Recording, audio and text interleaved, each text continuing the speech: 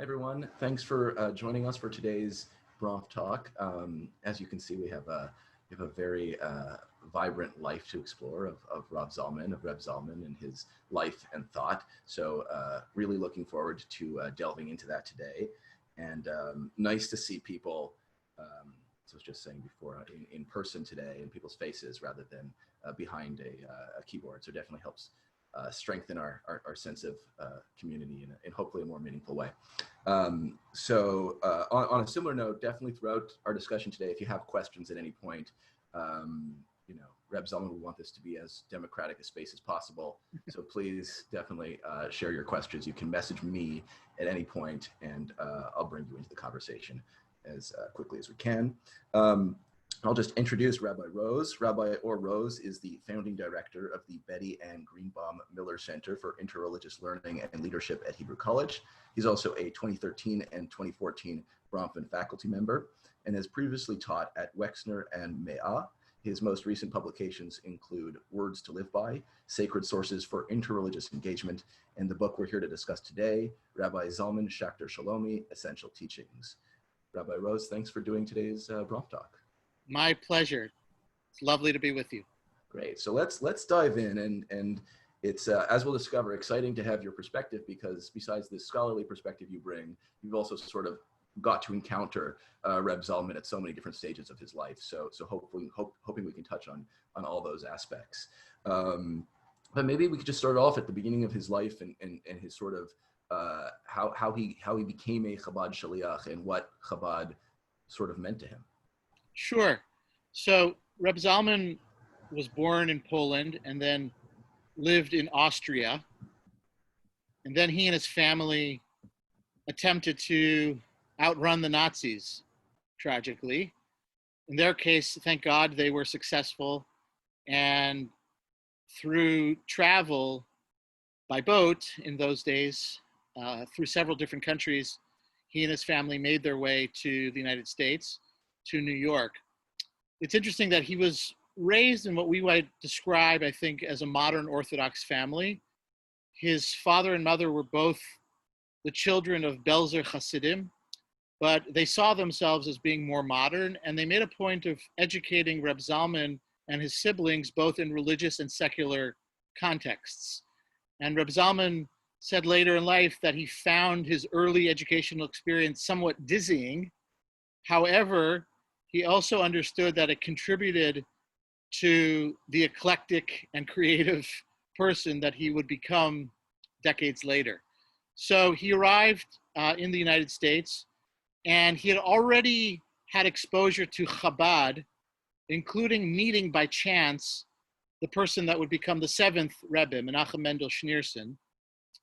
But he encountered Chabad, interestingly, while in Antwerp, which was one of the family's stops along the way to freedom.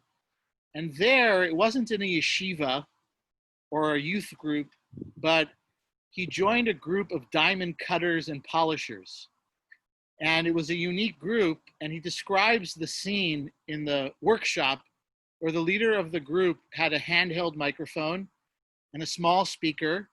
And as they were going about their work, the leader would read to them various sacred texts, including from the corpus of Chabad Lubavitch, the masterwork, the Tanya, but also, interestingly, from modern Western philosophical and literary works. And that was Reb Zalman's first encounter with Chabad, and he was very moved by the sincerity, by the openness, by the spiritual intensity of this small group of diamond cutters and polishers.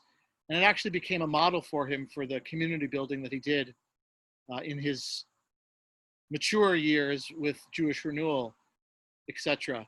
So he arrives in the United States in 1940, and the sixth Lubavitcher Rebbe, that is the father-in-law of the seventh Rebbe, was very kind to him and to his family. Not only did he help Zalman and his siblings find places in local schools, but he also helped his family find an apartment, and he gave them some money to set up a small furrier business in their apartment. And so Reb Zalman felt like he owed a great deal to the sixth Rebbe and felt very attached to him. In fact, I want to share with you a slide in which Rav Zalman speaks about his relationship with Rabbi Yitzchak Yosef Schneerson of Lubavitch, who died in 1950. Here is Rav Zalman in his 70s in an interview that I conducted with him for Shema magazine, reflecting on the Rebbe craft, as he called it, including his first teachers. To this day, I still feel that Reb Yosef Yitzchak was more my Rebbe than anyone else. When he spoke or davened, I felt a sense of attunement with him. When I was with him, I felt all the fibers in my being drawn to him. It was not just what he said, but his facial expressions and body language. When Rabbi Yosef Yitzchak told a story, he would tell it with such rich detail, even though he had a speech impediment. But he did not want to deny us any part of the description because he wanted to take us into an imaginative space. And when he davened, he opened my heart. I sensed he was talking directly to God and inviting us to join him in the sacred landscape. The same was true at the Rebbe's Tish. While it wasn't a beautifully ritualized experience like that of Baba of Hasidim, there was a palpable sense that Zeh HaShulchan Asher Lifnei Hashem, this table is set before God. And at the Pesach Seder, there's an understanding that when you raise the first piece of matzah to your mouth, your kavana, your intention was not simply to feed your body, but to feed your emunah, your faith as well. So a couple of other important things about his relationship to Rabbi Yitzchak Yosef. One, as he says briefly, the sixth Rebbe had serious health problems and was a very brave man who battled his way through the world of Soviet communism and then narrowly escaped the Nazis and came to the United States and began what we now know as a much larger phenomenon, that being the outreach movement that has become Chabad. But it was the sixth Rebbe who initiated it, and he saw it in messianic terms. He really felt like this small remnant that had survived had a tremendous responsibility to try and renew Yiddishkeit in the United States and to take advantage of the democratic context in which they found themselves. And he sent out young students, in Zalman's case, even before he was ordained, to go and build after-school programs, day schools, and yeshivot as a way of trying to kindle American Jewish hearts. And he felt that Hasidism had something important to say to contemporary American Jews. And so Reb Zalman was among the first, and he considered it a great honor to be a part of this Jewish educational vanguard. It's interesting that among the other shlichim that went out early was Rabbi Shlomo Carlebach. And Zalman and Shlomo, of course, were both chosen because they were very bright, very charismatic, and the Rebbe clearly saw in them that they had the ability to connect with people, especially young people. And so among the first populations that Zalman worked with after these teens in New Haven, Connecticut, were college and university students. And I would say that just as he and Carlebach and others significantly impacted the American youth of the 1950s and 60s, they also influenced Reb Zalman and others as the counterculture began to take hold of the milieu on colleges and universities. And from that experience, Reb Zalman was very excited to become a Hillel director, which is part of the reason why he went on to study at Boston University, which we can speak about. But in the early years of his shlichut, he also served as a shochet, as a ritual slaughterer, and as a school teacher, and as a pulpit rabbi in New England. And then at a certain point, with this growing interest in Hillel work, he needed more education. And so he went to BU. And so, but before we jump to BU, the things, as you sort of like were setting up, there's a lot that he took in from the larger culture, but if we focus on the things that he held on to from Chabad, would you say it was sort of the openness, the kiruv aspect, the intentionality? I don't know, and I don't know if you maybe want to also talk about what he chose to sort of translate or not. Sure. Yes. That's a wonderful question, because Zalman said of himself that he had various periods like an artist in his life. And he made specific reference to the times and places where he became enchanted with different religions. So he said, I had a Catholic period, and I had a Buddhist period, and I had a Sufi period. He said, but all the while I was a Yid and I was a Chassid. And so you saw the opening screen with the various faces and manifestations of Rav Zalman over the years. On the one hand, he was a person that continually evolved and synthesized different elements of Jewish and Western culture in interesting, idiosyncratic, and sometimes breathtaking ways. But he did hold on to many things from Chabad. One, I think, fundamentally, is a love for prayer and meditation. Among Hasidim, the Lubavitchers are known for the seriousness with they approach prayer and meditation. It also is an intellectual offshoot of Hasidism. From the beginning, the founder of Chabad, Rabbi Shneur Zalman of Liadi, was known to be a significant intellectual and a very learned person. And so the system that he developed, which in fact is much more systematic than most other Hasidic schools, is shot through with theological weight and with a certain kind of disciplined attention to the inner life. And for Zalman, that was very attractive. Of course, he was also very much a heart-centered person. So you see, even in his description of the sixth Rebbe, that the intellect mixed with this warm and effusive and very passionate model was very important to him. In fact, he said of the seventh Rebbe, of Menachem Mendel Schneerson, that he's always most impressed with his intellectual acuity and his range, that is his ability to speak with a whole variety of people, because the seventh Rebbe was also an example of a person that studied classically in Jewish context, but also studied engineering and was in and around the Sorbonne for a period and was a very worldly person, which helped, of course, in the massive outreach effort that he mounted following in the footsteps of his father-in-law. So I would say one element is the attention to tefillah and to meditation. A second piece is the sense that you are responsible, particularly in the post-Holocaust age, to try and communicate to people what is beautiful about Judaism. It's interesting, one of the things that Zalman became involved with, and we'll discuss more, is interfaith work. And he was unusually open and brave early in the 1950s.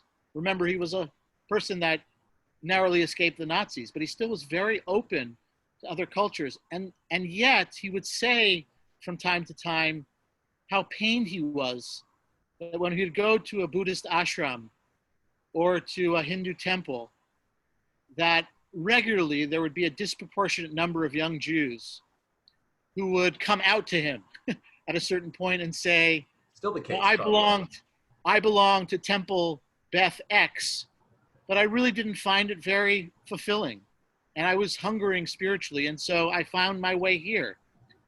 And Zalman had very mixed feelings about that. On the one hand, of course, he felt as if people needed to find themselves. That was very much a part of his ethos. On the other hand, he felt as if the best of Judaism, the spiritual treasures, were too hidden away, and that there were too many barriers. And so in the spirit of Chabad, his version of Kiruv involved this wonderful combination of bringing people close and trying to meet them where they were. So that's another element. The other thing that I will say is that while Zalman speaks of the need to graduate different educational institutions and different, religious stages of life, he still held on to a certain kind of messianic zeal that was part and parcel of the Chabad experience from his youth. It was reframed and it was channeled differently. It was a much more universalistic kind of vision, but he really believed that in the modern American context, great growth and development were possible. And that was part of the reason why beat and hippie culture spoke to him so profoundly, because he understood what it meant to invest in the age of Aquarius. And the Mashiach, whomever she might be, and whenever she might arrive, might look very different than how it was described in classical Jewish sources. But that kind of yearning, that kind of stretching, that kind of hoping was something that he carried with him until the end of his life. He very much was a kind of futurist in that sense. Before we jump out of the Chabad period and get to the good stuff, I guess technically you would have known him while he was still technically a Chabad Shaliach. Was that when you first encountered him? Well, I'm a little too young to have known him when he was more fully ensconced in Chabad. But he was still in different ways when I was a young child attached to Chabad and still held the Rebbe, that is the seventh Rebbe, in high esteem. And the truth is, he continued to seek out ways to connect with the Rebbe long after that. For example, he published an anthology of his own writings in the late 1980s called Paradigm Shift, which is a very fitting name for his work. And he made a point of bringing a copy of that book to the Rebbe. He stood online, like thousands of other people did, and he waited to get his dollar bill. And he said to his Rebbe, "I want you to have this." And it was very significant to him that the Rebbe took the book and that the Rebbe also asked him if he would give him a bracha, because Zalman was a Kohen. And it was clear that they had grown apart.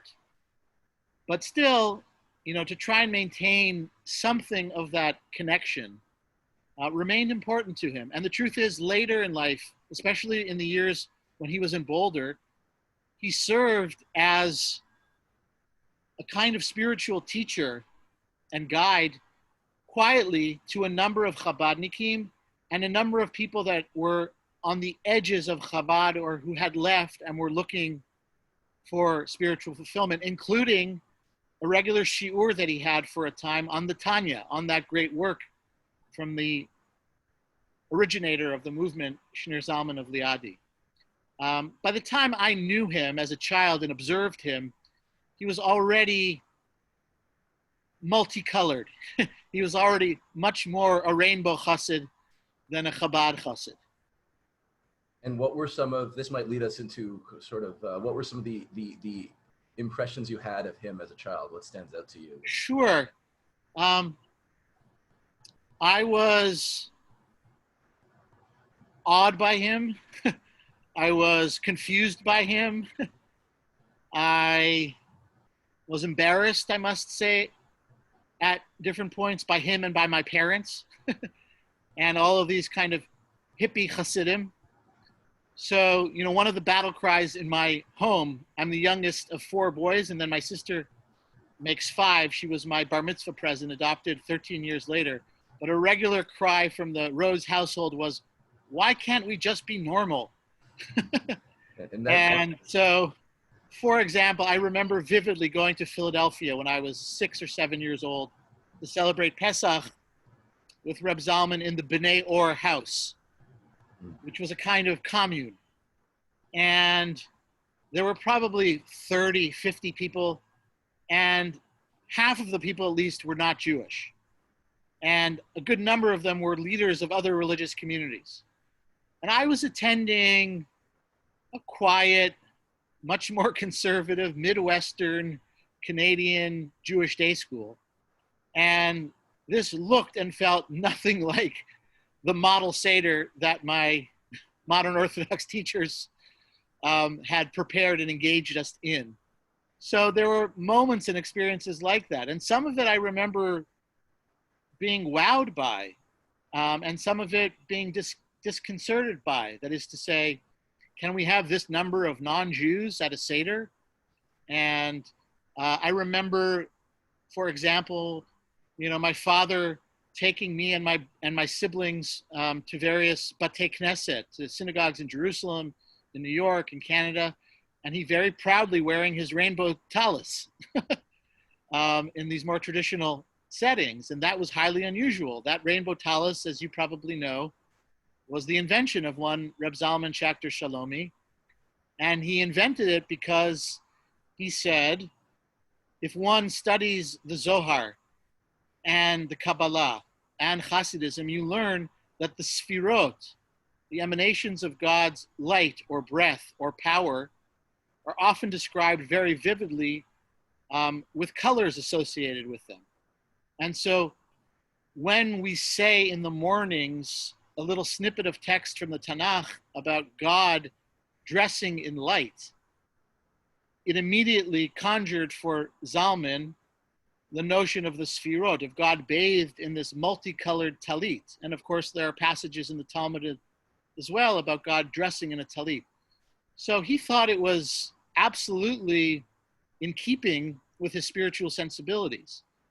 And Zalman had a combination of daring, naivete, and impishness.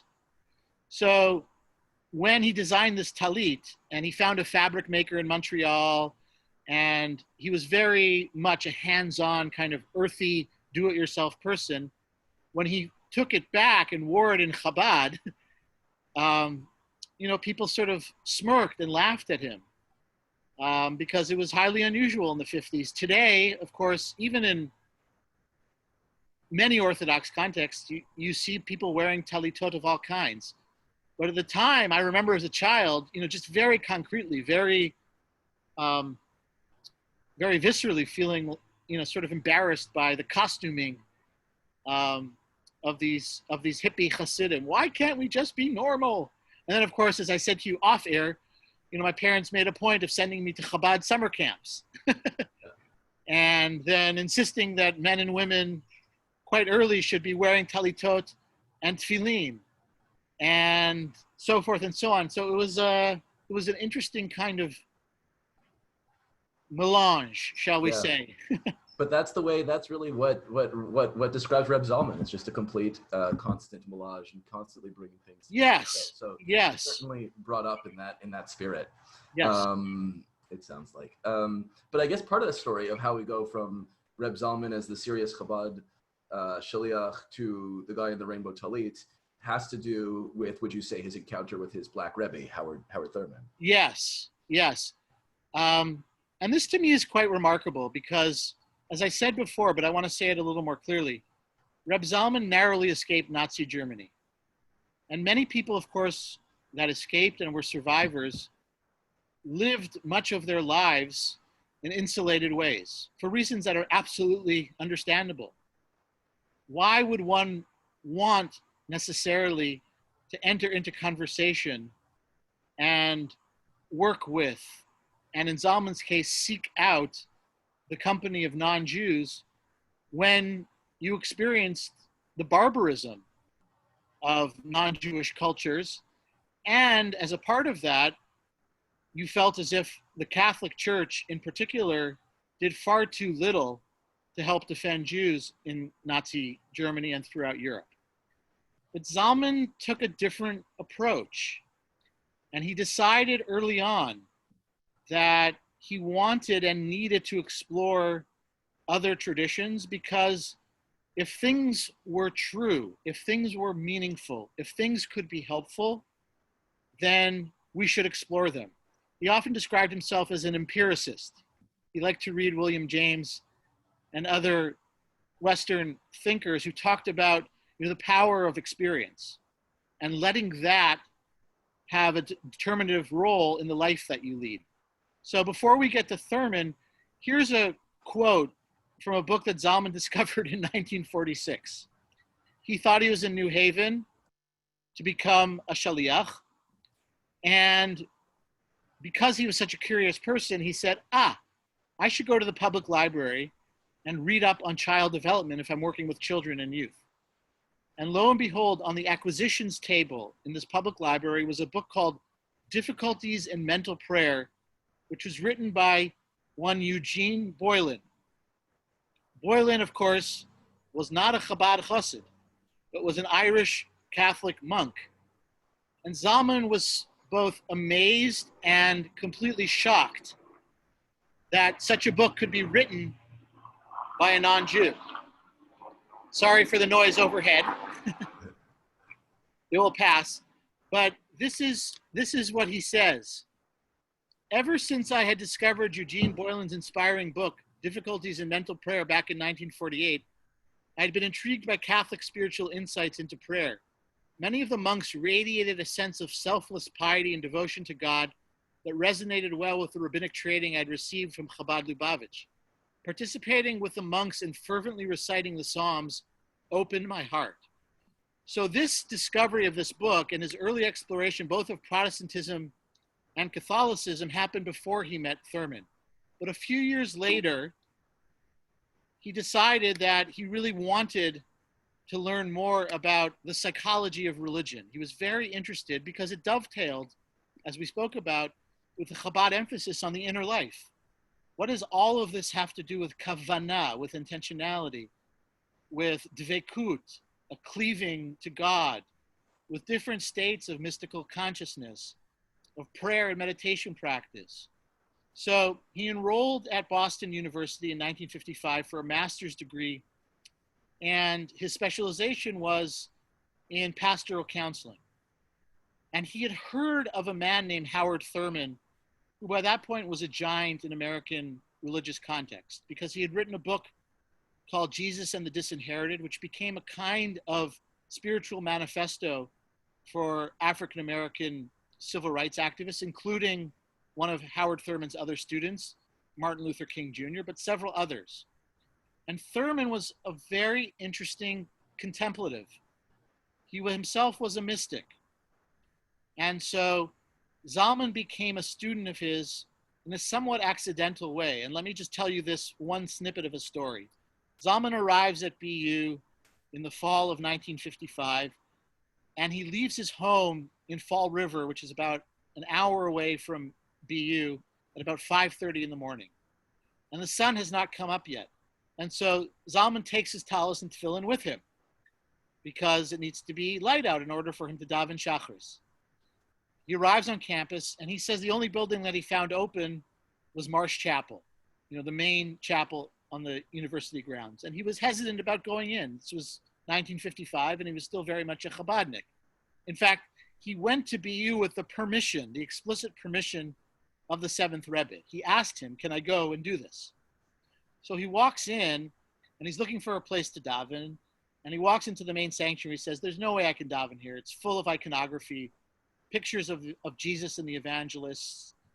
How can a good Jewish boy daven in this context? And so eventually he settles on the memorabilia room. And he goes and he's davening quietly, and a tall, casually dressed African-American man comes in at 6:15 or 6:30 in the morning and says to Zalman, when you come back tomorrow, I want you to see if there's another space that you can use that will be more appropriate for prayer. And Zalman didn't know how to say no, and he wasn't sure what this man was going to do or who he was. But the next day he walks into the small chapel, and the large brass cross that usually hung at the front of the room had been removed and draped and placed in the corner. And this man placed two beautiful brass candlesticks on the lectern and had an ornate Tanakh Bible open to Psalm 139, which is the psalm in which the poet says, whither shall I flee from thy presence, right? There is nowhere that I can go that I won't meet God. And that was a kind of wink from this mystery host. And Zalman, of course, played along in a beautiful way. When he would leave, as you can see, he would put the cross back in its place, blow out the candles, and turn the Tanakh to Psalm 100, because that is a psalm of thanksgiving. And they went back and forth playing this non-verbal interreligious game without actually knowing exactly who the other was, until Zalman went to meet the Howard Thurman, who was going to be his advisor. And lo and behold, it was the same man. And Zalman was shocked and somewhat embarrassed as he retold the story, because he thought in 1955, at 6 o'clock in the morning, if an African-American man is on campus casually dressed in the chapel, he must be a janitor. And I think it's important, by the way, that Zalman told that element of the story and revealed his own biases. Thurman then took in Zalman as a student and really loved having him. And he studied with him formally for a year, but they maintained a relationship for many more years. There's a wonderful anecdote about Thurman visiting Zalman in Winnipeg after he graduated at the university, and it was Zalman's son's bar mitzvah.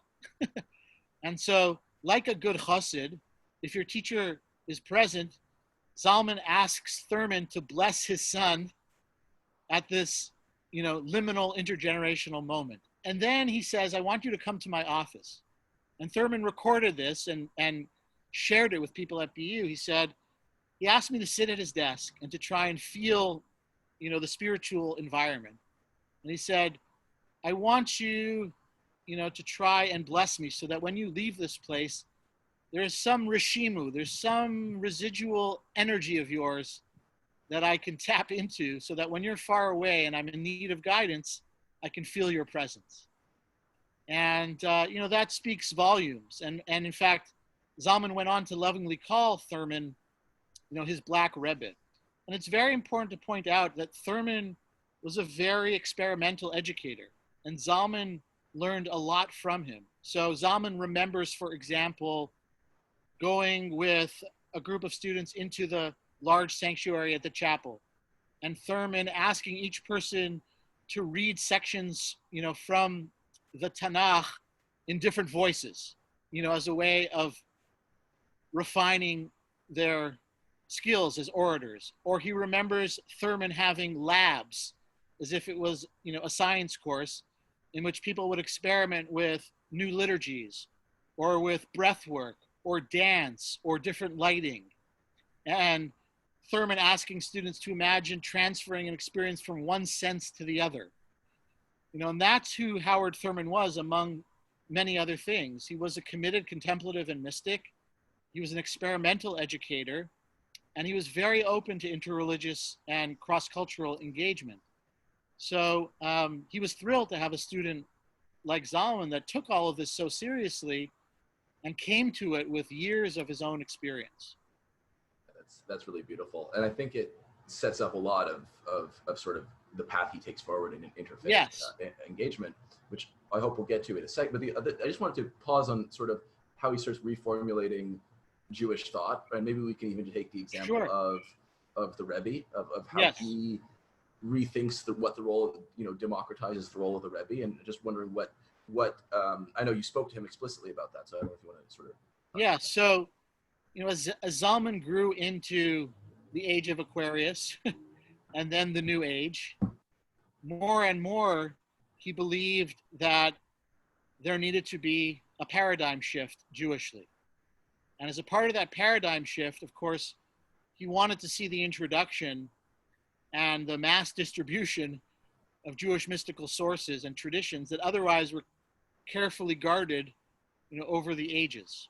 In that sense, right, he was continuous with Hasidism, but in translation, both literally, but also in terms of American Western culture. And as a part of that, he began to rethink very seriously what it meant to be a part of a tradition that had a Rebbe. And a Rebbe in the Hasidic milieu classically is a person that's understood not only to be advanced spiritually, but also to be gifted innately with certain kinds of spiritual power. And in many cases, various Rebbes were known to be wonder workers. And many Hasidim routinely would write kvittelach, and still do, where they would write their prayers on little scraps of paper, and in private sessions would give them to the Rebbe and asked the Rebbe to intercede on their behalf. And Zalman himself did that with various Rebbeim. But the more that he became acculturated and a part of, American modern and postmodern culture, he said, this has to change. This is just not in keeping with the political and cultural milieu that is all about me, and that I've been affected by. And so he began to talk about the Rebbe as a function and not as a position that one occupied permanently. And one of the fun things that he did is that, routinely at a certain point, he was holding a tish, right? So that's an example, again, of continuity. He'd have a tish for the third meal on Shabbat, and there'd be singing and storytelling and teaching. And of course, in many ways, he was the leader. He was the Rebbe. But then at a certain point, he would ask everyone to move over one seat. And then he would take off the hat he was wearing, and he loved to wear different hats. And he would put it on the head of the person that now sat in the Rebbe chair. And he said, okay, it's your turn to tell a story. It's your turn to lead us in a niggin. It's your turn to teach us. And, that was what he described as Rebbe as function, as opposed to Rebbe as permanent, inherited position. And I think still one could ask, is that viable? And Zalman, I think, felt like having spiritual mentors and teachers was very valuable, and that people were gifted in different ways.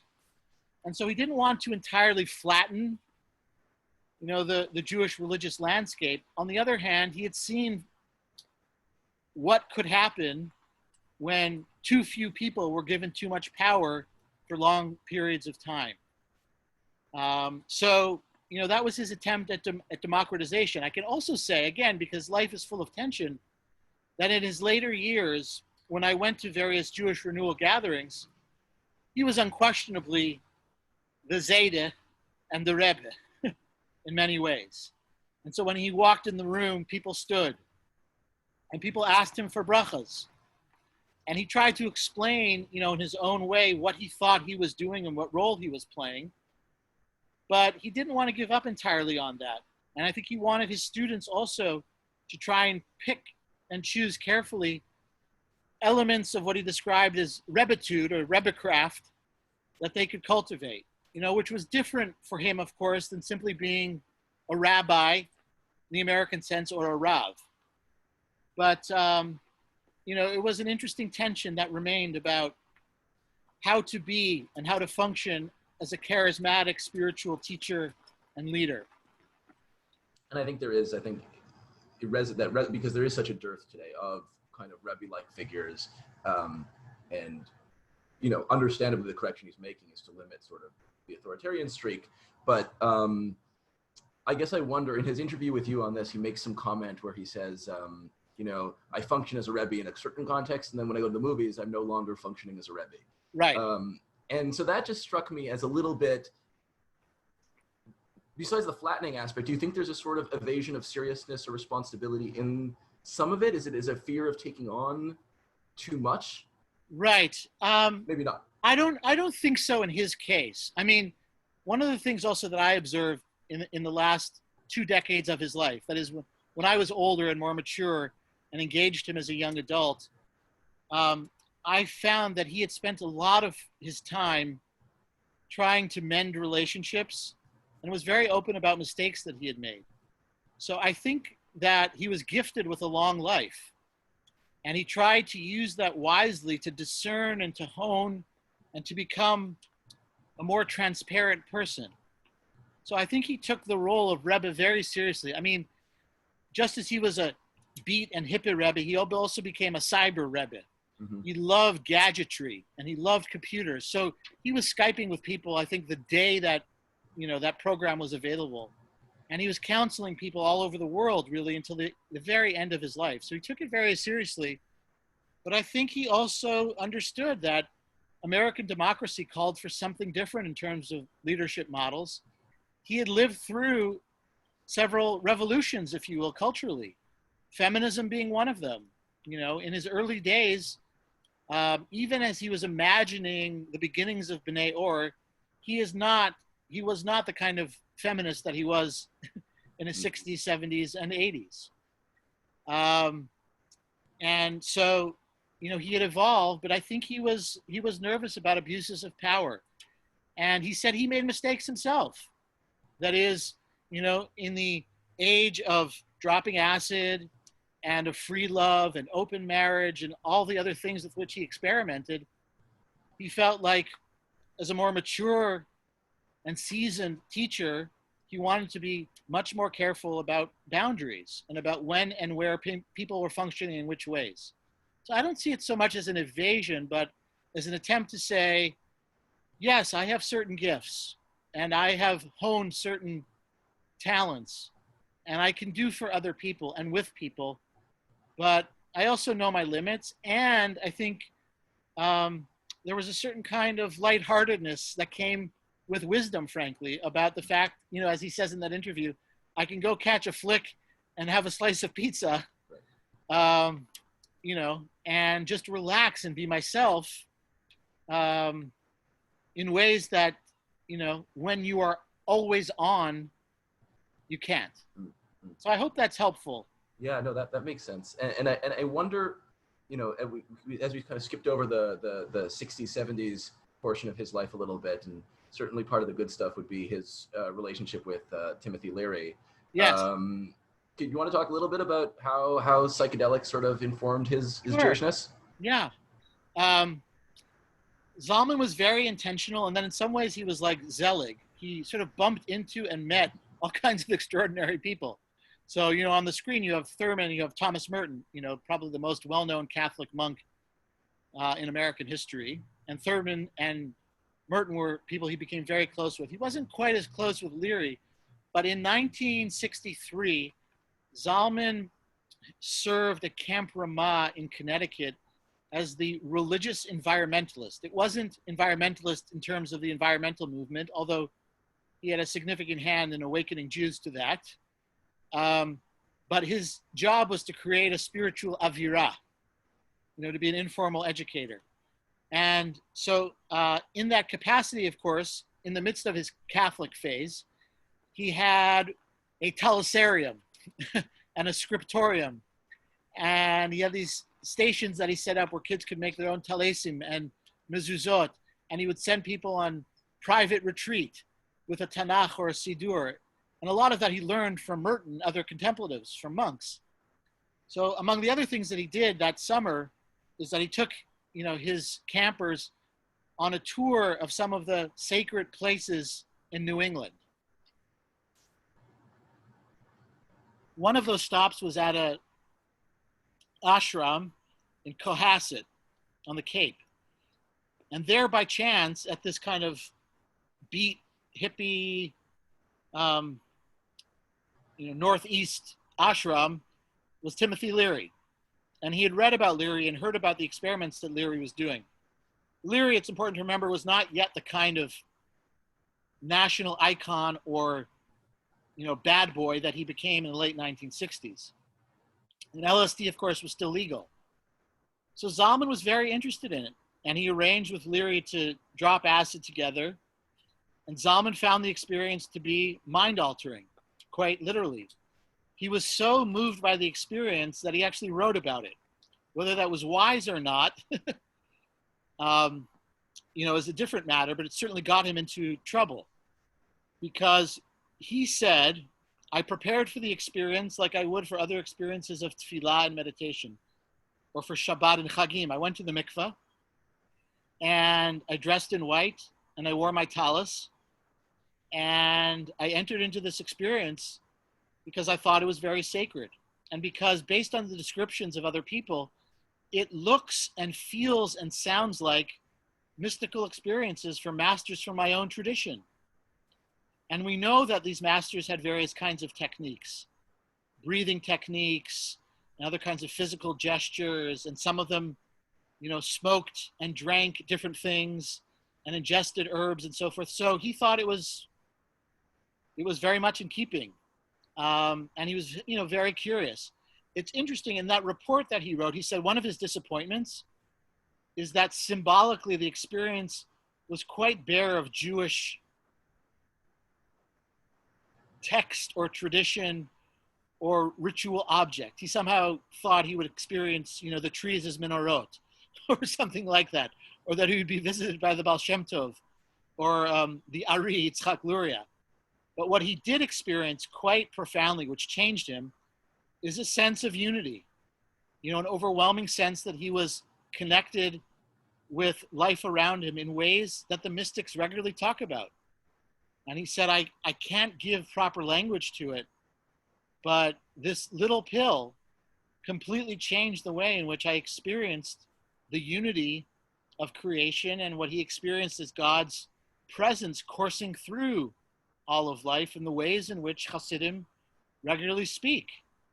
Melo chol haaretz kvodo, God's glory fills the whole earth, is the prophetic watchword for Hasidim. God's glory is everywhere. And Rav Zalman, of course, took that very seriously, as I said, and wrote about it. And people in Chabad were very angry at him about it, and that led in part to the break with Chabad, among other things. But that was significant, that he would stand up publicly and lecture and write about these experiences and dare to compare them to the aliyot of souls from different periods, including the Baal Shem Tov, who describes various excursions into different realms of existence. Right. And that was not popular in Chabad. Yeah, that's quite understandable that wouldn't go over too well there. But by the same sort of token, it was sort of maybe an experience that led to him connecting more, that sort of universal impulse you're talking about, connecting more deeply across other faiths. And it's interesting because you can sort of interpret a universal outlook as sort of watering down particularities, but I don't think that's what Reb Zalman did. And so how does he sort of, what does he take in his experiences, whether it's with Merton or with others?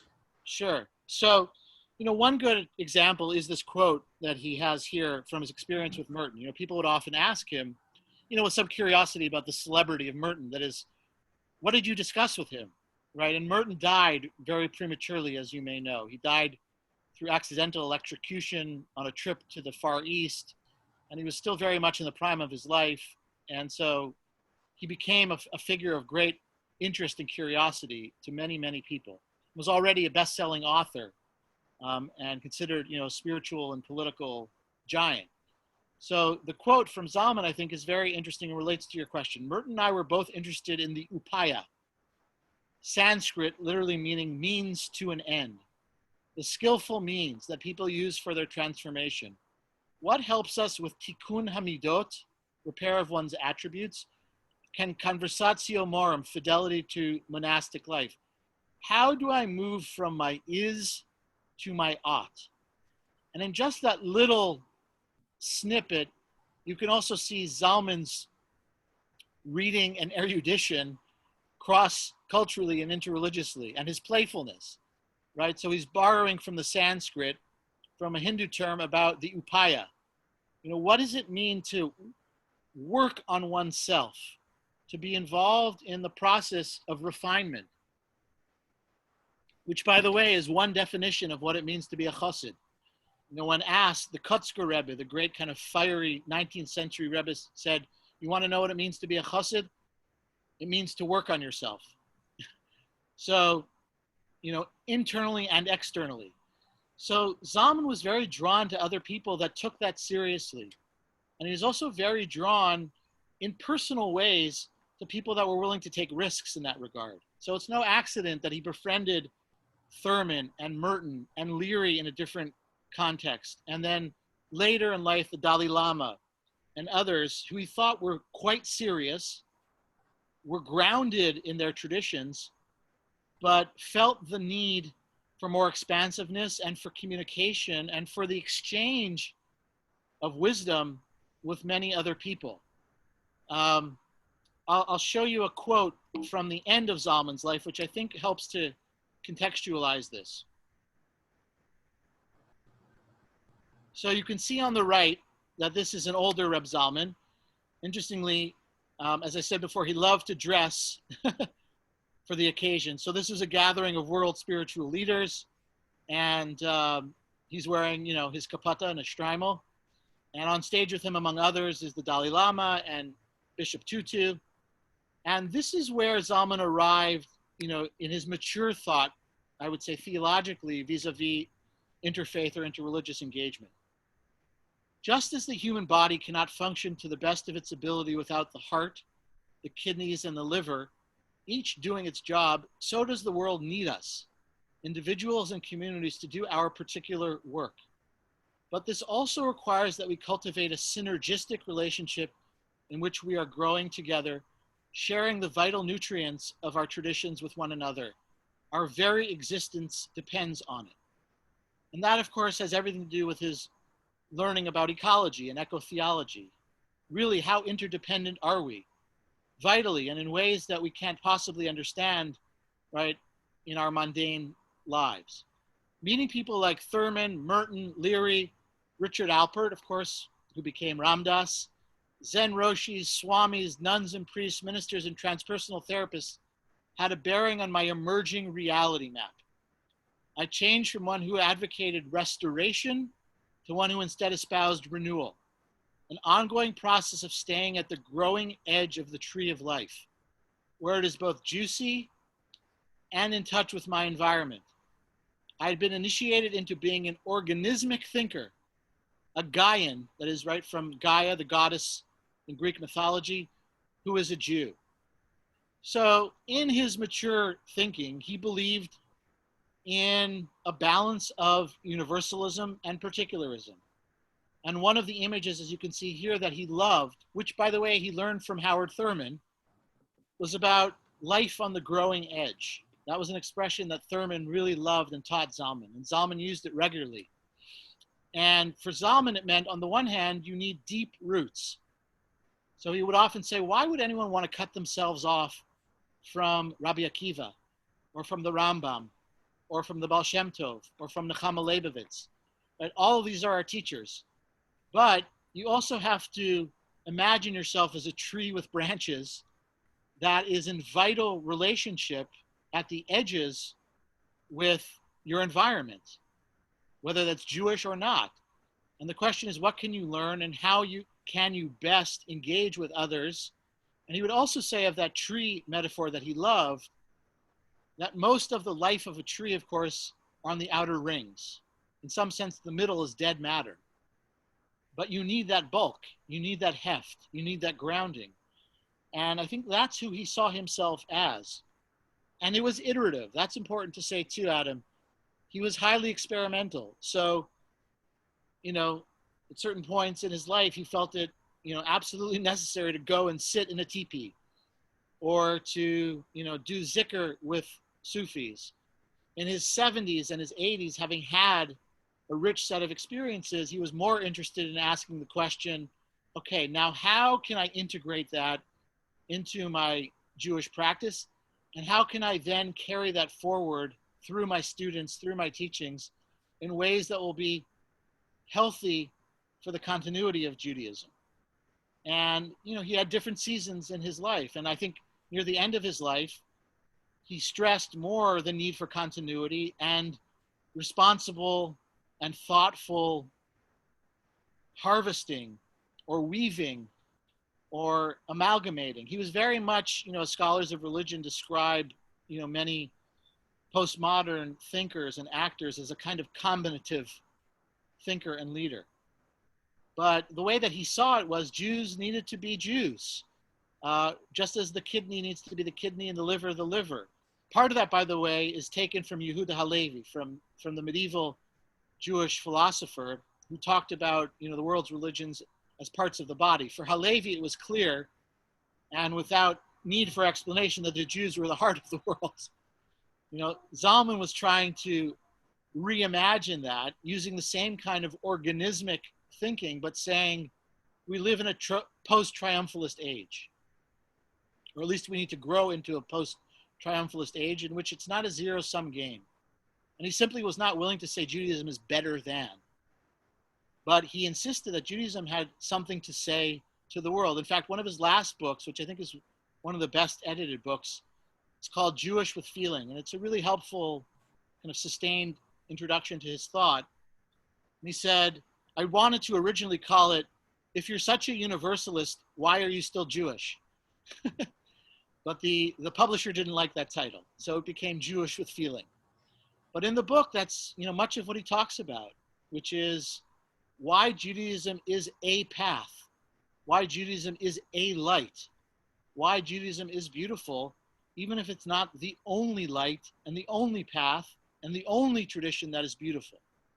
And that was a part of what he considered the healing of his experience in much more insulated Jewish religious contexts. That was part for him of his break from traditional Hasidism, which in some ways, attempts to democratize spirituality, invite many people into the search, into the quest. But given the history of Jews in Eastern Europe, oftentimes those great and sacred texts are also shot through with very nasty sentiments about non-Jews, because the Jews who wrote those Sfarim or who delivered them and then were recorded had both expansive visions of life, but also were wounded. And so, Zalman was very attentive to that, and I would say very brave in that regard. But, as I said earlier, he always said, I am a Yid and I am a Chassid. Near the end of his life, by the way, it's interesting, he settled in Boulder, where he was the World Wisdom Chair at Naropa University, which is the only Buddhist-inspired, accredited university in the Western Hemisphere. So there's that. But Mondays, Thursdays, and Shabbos, he would daven at different shuls in Boulder. So he would daven at a Renewal shul, at a conservative shul, at Chabad. And, that was a part of his intra-Jewish pluralistic practice, which I find very, very interesting. And I attended one of those Batei Knesset with him, and there were 11 and a half people there for Shacharis. And the person who was supposed to read Torah came late. So, lo and behold, Zalman gets up and, does the laning and then gives a spontaneous Dvar Torah and, all sort of quietly in his, in his 80s. Assuming the Rebbe role. Yeah, exactly. Yeah.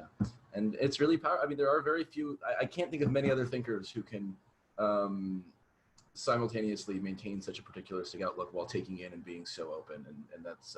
yeah. And by the way, it's important to say too that, as he journeyed, many people disagreed with him. Many people were dismissive of him. Many people thought, that he was an embarrassment. And I would say that the book, The Jew and the Lotus, written by Roger Kamenetz, was very important in terms of Reb Zalman's public profile, because in that best-selling account of the trip of Zalman and the other Jewish leaders from North America and Israel to meet with the Dalai Lama, Zalman is in many ways the kind of hero of that story. He becomes Roger Kamenetz's Rebbe. And Kamenetz is critical of certain things about Zalman, and he sees his quirkiness and his zaniness and names it. But he also fell in love with Zalman and saw that Zalman in his 60s was a profound teacher and translator and a bridge figure between the old world of Eastern European piety and postmodernity. And it was one of the things Zalman also appreciated so much about the Dalai Lama. In a private conversation with the Dalai Lama, which he then wrote about, he said, I said to the Dalai Lama, we are the last of the Mohicans. To mix metaphors, he said, we are a rare breed. We are people that still remember the old world. And at the same time, we're trying to push a lot of younger people who consider themselves to be orthodox in different ways to make changes that we feel are necessary. And he felt a strong kinship, with the Dalai Lama in that regard. Yeah, that's very powerful. I wonder and I feel like we barely scratched the surface. There's so much more we could talk about. But as we wrap up, yeah. And since we're approaching Rosh Hashanah, do you want to share a few words of Torah from Reb Zalman? I do. Yeah. Thank you. So, the text in front of you, which I hope you can see clearly, is one of my favorite little teachings from Reb Zalman, and it's based on a teaching from Rabbi Nachman, but it is a text in which Reb Zalman speaks about the flaw of our souls. For every soul, though truly a part of God's holy perfection, is possessed of a flaw. This flaw is not unlike the flaw in an opal, which creates its special fire, its charm and attraction.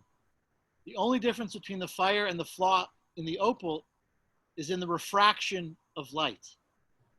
Likewise, the soul's flaw can be a vice or in a different light, a virtue. The soul's main task is to work on and with that flaw. And Rav Zalman here, of course, is also attentive again to the sfirot, which are emanations of God's light or breath or personality traits, but is also the matrix for the human soul.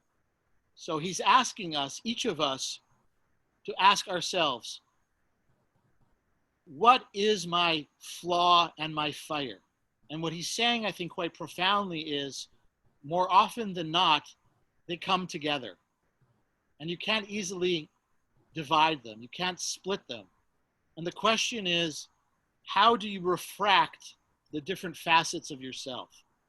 Because if refracted in one light, it can be damaging. If refracted in another light, it can be liberating. And to me, it's a very important teaching on tshuva. And it's a nuanced teaching on tshuva. It's not simply beating our breasts and saying, I did this wrong, and I did this wrong, and I did this wrong, but it's asking a question in a more holistic way. In what ways are my flaws and my glories intermingled? And what is it about me that makes me in certain situations really shine, but in other situations really is a detriment and weighs me down and leads me into situations and behaviors that I'm not proud of? And as I said, it comes in part from his study of Rabbi Nachman, who was very important to him, and of course other schools of psychology. But in the original text from Rabbi Nachman, which I won't share now, Rabbi Nachman describes a craftsman who devises a menorah, who makes a menorah out of all of the flaws of all of the other craftspeople in the town. And the point of the story is that the craftsman wants to show all the people in the city or in the town that no one is perfect. And no one is perfect, and each can point out the flaw in the other, but when taken together, you can create something beautiful. So that's the message of the Rabbi Nachman story. This is an adaptation of it, right? In which he's asking us, I think, in an even more integrated way. We both possess flaw and glory, and they're often interconnected. But I wanted to point out the Rabbi Nachman connection because it's another example of his move, right, from Hasidism to Neo-Hasidism, and his ability to translate ideas and images and texts from one cultural context to the other. And to me, that really was the essence, I dare say, of his genius. He was an incredibly gifted harmonizer, and he was very musical, or synthesizer. And he wove together the strands of his multicolored talit in very creative and daring ways, which have had lasting impact on the Jewish community. He was very significant as a mentor to the founders of Chavarat Shalom, which then grew into the Chavurah movement. He obviously created B'nai Or and then Pnei Or in the Jewish Renewal movement. But even now today, in places like B'nai Jeshurun or Romamu in New York and many other contexts, you can see a variety of ways in which Rav Zalman's legacy is being lived out joyously in tefillah, through breath work, study of mystical sources, etc. And so, I'm very grateful that I had the opportunity to get to know him individually and to study with him and to have the opportunity to sift through, his work, including the mistakes he made and the experiments that didn't take hold, but also many other things that have been profound contributions to Jewish life, and share them in contexts like this. So thank you very much. Yeah, this was really, really fascinating, and thank you so much for sharing this and for giving us that Reb Zalman like kavana to end on as we go off into the Chagim. But yeah, as I said, there is so much more we could have got into, and so definitely for those watching the book, something you should check out, a good Rosh Hashanah read. And I think we'll just end if Penina, if we do have the little survey that you could fill out. So that's posted there now. So if everyone could click on that before we sign out, It should be very quick. That would be great. So if everyone's done that, hopefully, I'll thank you again, Rabbi Rose, for joining us and for such a great talk, and wish everyone a Shana Tova. Thank you. Shana Tova. Blessings for a healthy and happy and fruitful new year. Absolutely. Thank you, everyone. Thank you.